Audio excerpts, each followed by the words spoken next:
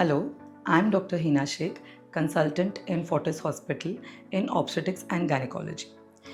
आज हम लोग बात करने वाले हैं regarding why PCOS is increasing in young females. PCOS तो वैसे आजकल सभी लोगों को पता है कि उसका फुल फॉर्म क्या है। PCOS का फुल फॉर्म है पॉलीसिस्टिक ओवेरियन सिंड्रोम। तो ये सिंड्रोम इसलिए कहा जाता है क्योंकि इसमें बहुत सारे सिम्टम्स रहते हैं। जैसे किसी किसी को वेट गेन होता है, किसी को पीरियड्स इरेगुलर होते हैं, किसी को एक्ने होता है, किसी को हार्मोनल चेंजेस होते हैं जैसे blackening of skin, hoarsening of voice and increase hair in their body. So there are lot of multiple symptoms present in PCOS। अब इसके रीजंस बहुत सारे हैं, बट ये क्यों बढ़ रहा है ये रीजंस पता करते हैं। तो पहला ये है कि specially in teenage and young adolescent girls में जंक फूड बहुत ज़्यादा खाते हैं। प्रोसेस्ड फूड्स, जंक फूड्स, ये खाने से डेफिनेटली PCOS के चांसेस बढ़ जाते हैं। एंड टाइमिंग्स बहुत चेंज हो जाते हैं खाने पीने के, सोने के। टाइम पर खाना नहीं खाते और टाइम पर सोते नहीं हैं। ऑल्सो स्क्रीन टाइम बहुत बढ़ जाता है। इन सब चीज़ों से हमारे हार्मोनल फ्लक्चुएशंस होते हैं जिसकी वजह से PCOS के चांसेस और बढ़ जाते हैं। थर्ड, PCOS में हार्मोनल चेंजेस होते हैं, जैसे हमारा इंसुलिन रेजिस्टेंस होता है और एंड्रोजन लेवल्स भी जो मेल हार्मोन है वो बढ़ जाता है। तो जब इंसुलिन रेजिस्टेंस होता है और मेल हार्मोन बढ़ जाता है तभी ओव्यूलेशन भी हैम्पर हो जाता है।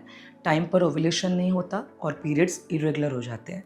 तो मेन कंप्लेंट्स जब अपने मम्मी बच्चों को लेकर आते हैं, यंग गर्ल्स को, कि पीरियड्स टाइम पर नहीं हो रहा है, वो यही रीजंस है कि इन लोगों का खाना टाइम पर नहीं है, ये सोते टाइम पर नहीं है और इनका खाना बाहर का होता है, जंक फूड होता है, प्रोसेस्ड होता है, जैसे कि फ्रेंच फ्राइज़, जैसे कि कुछ फ्राइड चिकन जो एकदम फ्रीज़र में पड़ा हुआ है, जैसे पैकेट वाला चिप्स और प्रोसेस्ड वाला फूड्स। इवन ब्रेकफास्ट जो खाते हैं दैट इज़ पैकेट वाला breakfast. So we always say that it should be organic, it should be homemade, it should not be something which is from outside.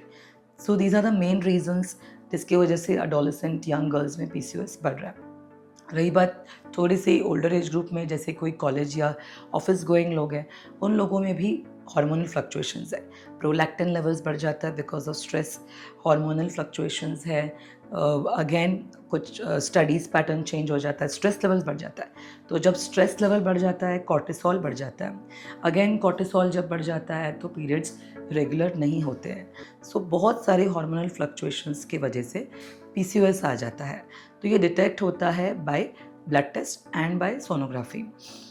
और इसका actual जो इलाज है वो सिर्फ और सिर्फ लाइफस्टाइल चेंज है। लाइफस्टाइल मॉडिफिकेशन से ही PCOS ठीक हो सकता है। भले ही डॉक्टर बहुत सारे मेडिकेशंस या कुछ हार्मोनल पिल्स स्टार्ट करे, but lifestyle changes, dietary changes, exercise is the only treatment for PCOS। So PCOS को निगलेक्ट नहीं करना चाहिए, ये कॉमन है, लेकिन इसका इवैल्यूएशन करना बहुत ज़रूरी है। अपने पास के गायनेकोलॉजिस्ट को दिखाओ और आगे का ट्रीटमेंट ले लो। Thank you.